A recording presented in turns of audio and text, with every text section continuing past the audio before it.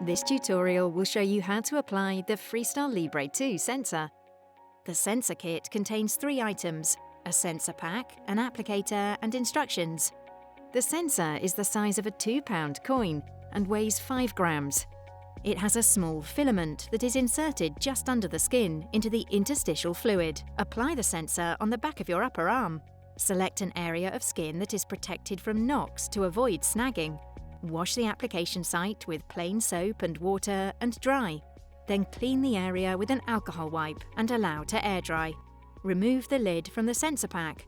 Now take the applicator, unscrew the cap, align the black line on the applicator with the black line on the sensor container and press the 2 pieces together firmly on a hard surface until it comes to a stop. The sensor is now ready for application on the previously prepared site. Place the applicator on the back of your arm, then press firmly to apply the sensor. Finally, gently remove the applicator and smooth the edges of the sensor to ensure optimal adhesion. Make sure the sensor is secure.